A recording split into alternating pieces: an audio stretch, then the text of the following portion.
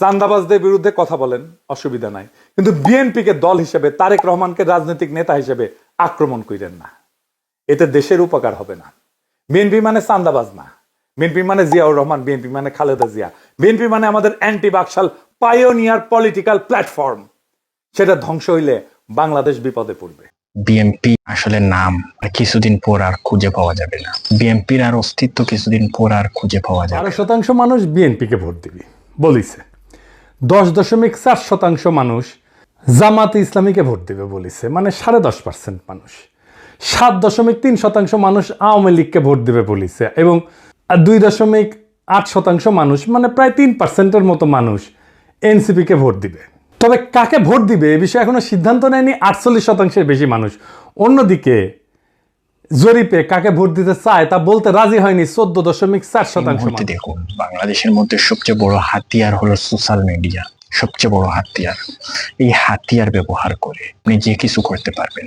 আপনি যদি চান একটা দলকে খারাপ বানাতেন, আপনি ঘরে বসে আপনি সোশ্যাল মিডিয়ার মাধ্যমে একটা দলকে খারাপ বানাতে পারবেন। দুই দলের প্রতিনিধি এখানে এসেছেন, তারা প্রত্যেক দলের গুণকীর্তন করেছেন, আমার দল এইটা করেছে সেইটা করেছে।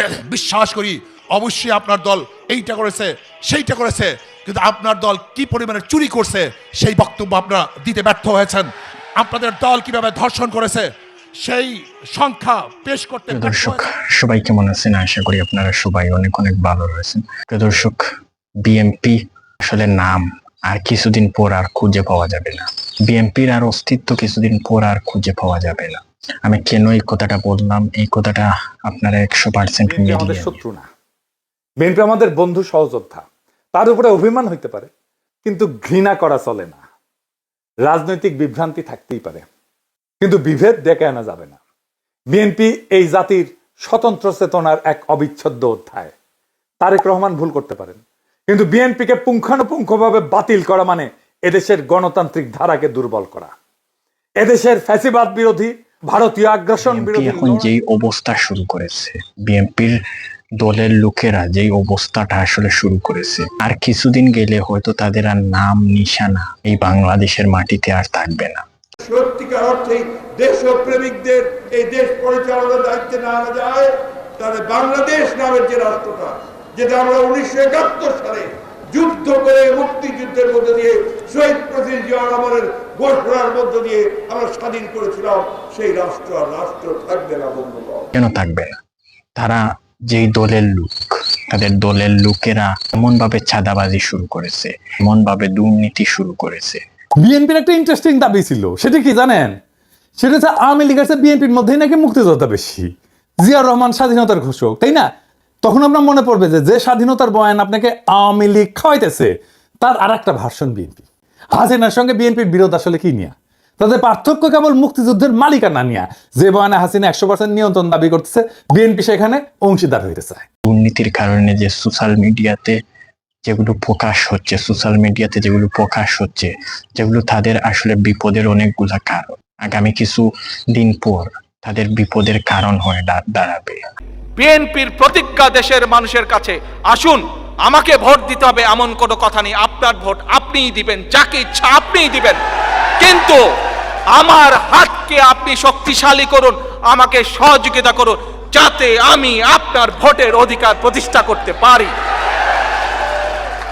আমাদের স্লোগান, আমাদের লক্ষ্য, আমাদের উদ্দেশ্য মানুষের ভোটের অধিকার প্রতিষ্ঠা করা। Take back Bangladesh. এই মুহূর্তে দেখুন, বাংলাদেশের মধ্যে সবচেয়ে বড় হাতিয়ার হলো সোশ্যাল মিডিয়া। সবচেয়ে বড় হাতিয়ার।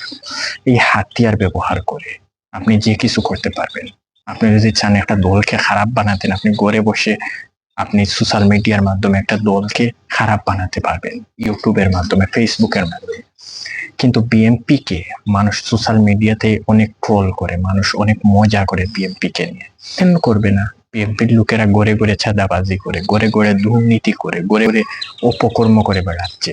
দেখেন বিএনপির এমপি কি বলে, কি ভাষায়। দেখেন কিছুদিন আগে হারুনরে ধরেছিলাম না, ঠান্ডা ছিল কিছুদিন, আবার এসে কইতেছে ক্ষমতায় থেকে দল গঠন করলে পিঠের চামড়া তুলে নিবে। ভাষা বাদই দিলাম, ক্ষমতায় থেকে রাজনৈতিক দল তো খোদ জিয়াউর রহমান করছেন। হারুন যেই দল করে সেই দলের জন্ম ক্ষমতা থেকে। ছাত্ররা কিন্তু খুবই স্পষ্টভাবে বলছে যে তারা দলে যুক্ত হইলে, রাজনৈতিক দলে পথ ছেড়ে দিবে। বাজারে বাজারে ছাদাবাজি করে বেড়াচ্ছে, বাজারে বাজারে বিভিন্ন খারাপ মন্তব্য করে বেড়াচ্ছে, তাহলে তাদেরকে কি করবে মানুষ? তাদেরকে শাস্তা করবে না তো কি করবে? সোশ্যাল মিডিয়াতে আসলে যাদেরকে নিয়ে, যেই দলকে নিয়ে শাস্তা করা হয়, আমার মনে হয় না যে সেই দলটা আর উঠে দাঁড়াতে পারবে। তবে বিএনপির কিছু লোক আছে, কিছু লোকের কারণে পুরো বিএনপির নামটাই আসলে মিশে যায়। কিছু লোকের কারণে চান্দাবাজদের বিরুদ্ধে কথা বলেন, অসুবিধা নাই, কিন্তু বিএনপিকে দল হিসেবে, তারেক রহমানকে রাজনৈতিক নেতা হিসেবে আক্রমণ করেন না। এতে দেশের উপকার হবে না। বিএনপি মানে চান্দাবাজ না, বিএনপি মানে জিয়াউর রহমান, বিএনপি মানে খালেদা জিয়া, বিএনপি মানে আমাদের anti Baksal pioneer political platform. সেটা ধ্বংস হইলে বাংলাদেশ বিপদে পড়বে। ধরেন আমার ঘরে 10 জন মানুষ আছে, কোথায় ধরেন মানুষ বিবেচনা করে কি দিয়া? মানুষ সবার আগে বিবেচনা করবে দলকে দিয়া। হ্যাঁ, এই যে কিছুদিন আগে ঢাকার মিটফুটে একটি ঘটনা ঘটেছিল পুরান ঢাকায়, অনেকেই বলছে যে বিএনপির নাম নিশানা মুছে দাও, বিএনপির নাম নিশানা আর এই বাংলাদেশে আর থাকবে না। অনেকেই বলছে বিএনপির নাম নিশানা এই বাংলাদেশে রাখবে না, নাম নিশানা সবকিছু এই বাংলাদেশ থেকে একেবারে চিরতরের মধ্যে মিশে দাও। রাজনৈতিক দলে পথ ছেড়ে দিবে, উপদেষ্টা পত্র ছেড়ে দিবে, তাও ভয় যায় না এদের। সমস্যাটা কই? মানে ওরা কি বুঝে না? মানে ছোটবেলায় কি আয়োডিন কম খেয়েছিল হারুন? কথাটা বলছে কেন? একটা লোক তার কারণে মারা গিয়েছিল, পরে গিয়ে জানা গেছে যে সেই লোকটা একজন, সে নিজেও একজন ছাদাবাজি ছিল, সে নিজেও একজন ছাদাবাজ ছিল, যার কারণে এই ছাদার টাকা নয়, অন্য কিছুকে নিয়ে তাদের এখানে দ্বন্দ্ব শুরু হয়েছে, অন্য কিছু নিয়ে তাদের এখানে দ্বন্দ্ব শুরু হয়ে দুই পক্ষ তো বিএনপির নেতা কর্মীরা ইনকা বেপরা হয়ে উঠছে কেন? টাকা কামানোর জন্যে, আর অন্যকে হুমকি দেওয়ার জন্যে। এই দখলের উৎসবে মানুষজন তো টেম্পু স্ট্যান্ড দল বলে বিএনপিকে খোটা দেয়। মানে মায়ের পড়ছে, কিন্তু এখানে নাম কেন বিএনপির আসলো? বিএনপির নাম আসার কারণ হলো এক বুড়ো লোক পরিকল্পনা করে বিএনপির নামটাকে খারাপ বানানোর জন্য বিএনপির নামটা এনে নিয়ে রেখেছে। এই লোকগুলি একদিন ধরে রাজনীতি করেছে, আর কিছু করেন না, কিন্তু খালি রাজনীতি, খালি রাজনীতি। এটা আর্গুমেন্ট তৈরি করতে পারে না। পরে ইতিহাস ঘেটে দেখা গেছে যে সেই লোকটা, হ্যাঁ, পরে সে দেখা গেছে যে সেই লোকটাও সে নিজেও একজন ছাদাবাজ ছিল না, সে তাদের অন্য কোনো একটা সম্পর্কের কারণে, অন্য কোনো একটা বিষয়কে কেন্দ্র করে এখানে ঘটনা শুরু হয়েছিল। যাই হোক, সেই কথা বলছি হচ্ছে যে বিএনপির নাম কিছুদিন পর মুছে যাবে, বিএনপির নাম কিছুদিন পর আর এই বাংলাদেশে আর খুঁজে পাওয়া যাবে না। একটাই কারণ, এই যে চাঁদাবাজি, এই যে দুর্নীতি, এইসব দুর্নীতির কারণে আসলে তাদের নাম মানুষ স্মরণ করতে চায় না। বিএনপির সবচেয়ে বড় বয়ানের সংকট হবে জামাতকে নিয়ে। বিএনপিকে জাস্টিফাই করতে হবে কেন তারা জামাতের সাথে রাজনৈতিক এবং নির্বাচনী ঐক্য করছিল। মনে করে মানুষ ভোট দিতে ভয় পায়, মানুষ জামাতকে যে ভোট দিবে, জামাতকে ভোট দিতে মানুষ ভয় পায়। কেন ভয় পায় জানেন? মানুষ মনে করে আল্লাহ কাকে ভোট দিতেছে, যদি ওকে ভোট দেওয়ার পর ও যদি শেখ হাসিনার মতো হয়ে যায়, ওকে ভোট দেওয়ার পর ও যদি স্বৈরাচার হয়ে যায়, আমাদের কি হবে? এগুলো বলতেছে যে না, ভোট দেওয়ার কোনো প্রয়োজন নাই, ভোট দেওয়ার কোনো প্রয়োজন নাই, এইভাবে দেশ আছে সেইভাবে থাকুক, যেইভাবে ইউনূস সরকার আছেন সেইভাবেই থাকুক, কোনো প্রয়োজন নেই ভোট দিবার। জামাত সম্পর্কে যে বয়ান তারা হাজির করে, কি সেটা আদর্শিক এবং ঐতিহাসিক। মুক্তিযুদ্ধের বিরোধিতা করছে জামাত, আলবদর করছে, শিবির রক কাটে ইত্যাদি। এর এই বিষয়গুলোতে রাজনৈতিক এবং নির্বাচনী যে ঐক্যগুলো করছিলেন সেই সময়ও ছিল, তাই না? সেই ঐক্যের ঘটনার আগেই সেই ঐতিহাসিক ঘটনাগুলো ঘটছিল। মানুষ কেন কথা বলছে?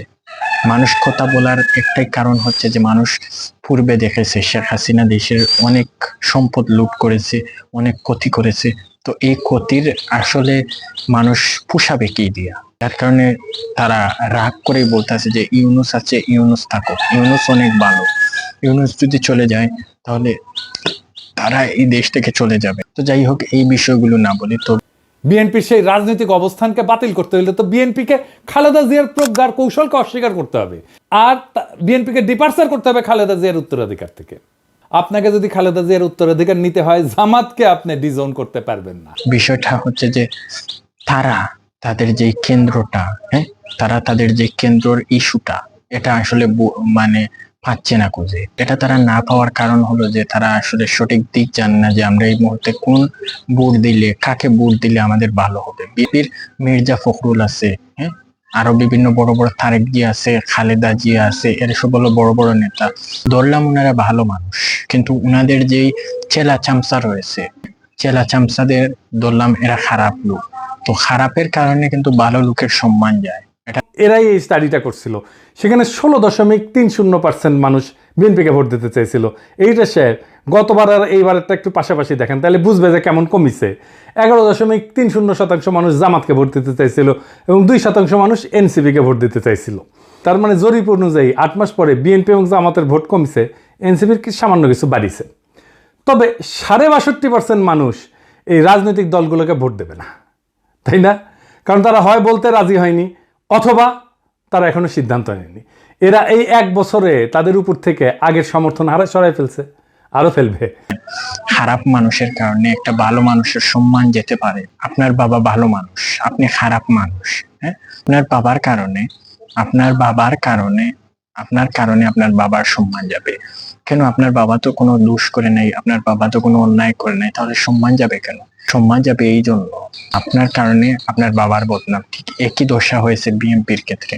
তো যাই হোক, বিএনপি এইগুলো আসলে খুব দ্রুত আশা করা যায় পর্যবেক্ষণ করবেন এবং খুব দ্রুত পর্যবেক্ষণ করে এগুলো নিয়ন্ত্রণের মধ্যে নিয়ে আসবেন। বিএনপির জনসমর্থন, দলের জনসমর্থন 26.32% কমিছে। হে প্রভু হরিরাম কৃষ্ণ জগন্নাথ প্রেমানন্দী, ইয়া ক্যা হুয়া। এডিটর সাহেব, হে অরিজিনালটা শুনে দেন একটু। हे प्रभु हे हरि राम कृष्ण जगन्नाथ प्रेमानंदी, ये क्या हुआ? गलाव से पानी आ गया, गामछा भी खुल गया मेरा। लगती ये देखिए। হ্যাঁ, সাপ্রি ইনস্টিটিউট অফ ক্রিটিক্যাল থিঙ্কিং এর হোয়াটসঅ্যাপ শাখার গলা পর্যন্ত পানি আগা।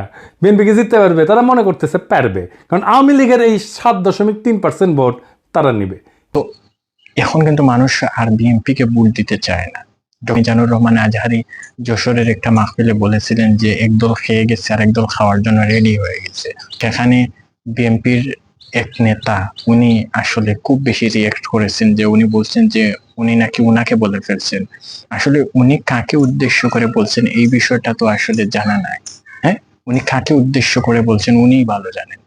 বিএনপির কথা এখানে তো উনি বলেন নাই। তো উনি বিএনপির কথা না বলার কারণে উনি কেন রিয়েক্ট করলেন, বিএনপির লোক কেন রিয়েক্ট করলেন? দেখেন, এখানে কিন্তু তাদের একটা নাম খারাপ হয়ে গিয়েছিল, পাবলিকের কাছে নেগেটিভ একটা চিন্তা গিয়েছিল। হ্যাঁ, পাবলিকের কাছে যে নেগেটিভ চিন্তাটা গেল, মানুষ মনে করবে যে আসলেই তো এক দল খেয়ে গেছে আর এক দল খাওয়ার জন্য রেডি হয়ে গেছে, আসলেই তো। তখন আসলে কি জবাব তারা দিবে? তখন আসলে জবাবটা তারা কি দিবে? তখন তো তারা আসলে কোনো কিছু করার থাকবে না। যখন পাবলিকের কাছে একটা দল খারাপ হয়ে যায়, তখন হাজার চেষ্টা করেও কোটি কোটি টাকা দিয়েও আসলে সেই দলকে আর ভালো করা যায় না। ওইদিকে বিএনপি নিজের ভোটের সাথে আওয়ামী লীগের ভোট আর জাপার ভোট মিলে একটা হাড্ডাহাড্ডি লড়াই হইল। তাও কি বিএনপি বা এনসিপি জামাত ক্ষমতা আসতে পারতেছে? না, পারতেছে না। কারণ 62.5% মানুষ জামাত, বিএনপি, এনসিপি কারোই। এই 62.5%-এর ভয়েস হয়ে উঠতে পারবে যারা, তারাই আগামী সরকার তৈরি করবে। তাইলে কিভাবে এটা গড়ে উঠবে? বাংলাদেশ একটা রাজনৈতিক ফ্রন্ট গড়ে উঠবে। প্রকৃতি শূন্যতা পছন্দ করে না। এই 62% মানুষের একটা ফ্রন্ট গড়ে উঠবে। এই মানুষকে ভয়েস দিতে হবে। এই ফ্রন্ট দেশের নির্বাচনে জিতে আসবে। সত্যি কথা, একেবারে বাস্তব কথা। কোটি কোটি টাকা দিয়েও সেই দল আর ভালো করা যায় না।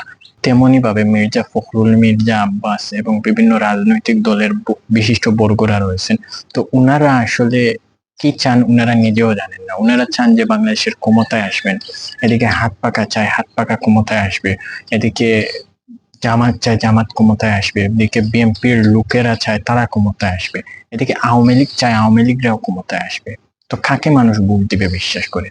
আচ্ছা, ধরেন আপনাকে আমি ভোট দিলাম, আপনি ভালো মানুষ, আপনাকে আমি ভোট দিলাম, কিন্তু আপনি যদি কিছুদিন পর ভোট পাওয়ার পর, ক্ষমতা পাওয়ার পর আপনার যদি রূপ বদলে ফেলে, তখন আমার কি হবে? আপনাকে বিশ্বাস করে ভোট দিলাম, তাই না? আমি তো আপনাকে বিশ্বাস করে ভোট দিলাম, তো আপনি যদি আপনার রূপটা বদলে ফেলেন, তখন কি হবে আমার? তখন এই দেশের সাধারণ মানুষের কি হবে? তখন তো আর তাদের কোনো কিছু আসলে করার থাকবে না। হয়তো এই 7%-এর 4-5% ভোট পাইতেও পারে, কিন্তু এটা পাইতে গিয়া আরো 8-10% নিজস্ব ভোট সে হারাবে। তাহলে আসলে রাষ্ট্র ক্ষমতায় কে যাবে? আপনারা বুঝতেই পারতেছেন যে যারা এখনো সিদ্ধান্ত নেয়নি কাকে ভোট দেবে এবং যারা বলতে চায়নি, তারাই আসলে ঠিক করবে কারা রাষ্ট্র ক্ষমতায় যাবে। তো যাই হোক, এইটা আলোচনাটা বিস্তারিত আসার আগে বিএনপি দলটা কিভাবে ফাংশন করে সেটা একটু বুঝাই। কি করবে নিজে থেকে তারা কিন্তু চিন্তা করে পারবে না। তো যার কারণে আসলে অনেক মানুষই আসলে এইসব কিন্তু বুঝে না। তো ভোট দিবার আগে সতর্ক থাকুন। ভোটবার আগে 100 বার ভাবুন, 100 বার ভাবুন ভোট দিবার আগে কাকে ভোট দিবেন। মনে রাখবেন, আপনার একটি ভোটে একটা দল জয়ী হয়ে যেতে পারে। আপনার একটি ভোটে একটা দল জয়ী হয়ে তারা দেশের হয় ক্ষতি করবে, নয় দেশের কল্যাণ করবে, নয় দেশের উন্নয়ন করবে, যে কোনো একটি করবে। ভোট দিবার আগে 100 বার ভাবুন। ভোট একদিন করে দেওয়া নয়, আপনি 5 বছরের ভোট দেওয়া। বিএনপি বলতেছেন যে, বিএনপির তারেক জিয়া বলতেছেন যে তরুণদের প্রথম ভোট হবে ধানের শীষে। কেন কেন উনি উনার দল কেন সাপোর্ট করতেছেন? ভাবলাম উনি উনার দলটা আসলে প্রমোট করতেছেন। তো প্রমোট করার ফলে গিয়ে কিন্তু তরুণরা প্রথম ভোট কি বিএনপি কে দিয়ে ফেলবে? কি এতই সোজা? তরুণদের প্রথম ভোট কি বিএনপি কে দিয়ে ফেলবে? এটা কি এতই সোজা? তো যাই হোক, ভোট দিবার আগে 100 বার ভাবুন, 100 বার চিন্তা করুন আপনারা কাকে ভোট দিচ্ছেন। যাকে ভোট দিচ্ছেন সে কি মানুষ, কি সে অন্য কিছু? সে কি আদৌ এই দেশের সন্তান? সে আদৌ কি এই দেশের ভালো চায়, নাকি সে এই দেশের শুধু খারাপ চায়, না রাজাকার? কোনটা? 100 বার ভাবুন, 100 বার চিন্তা করুন।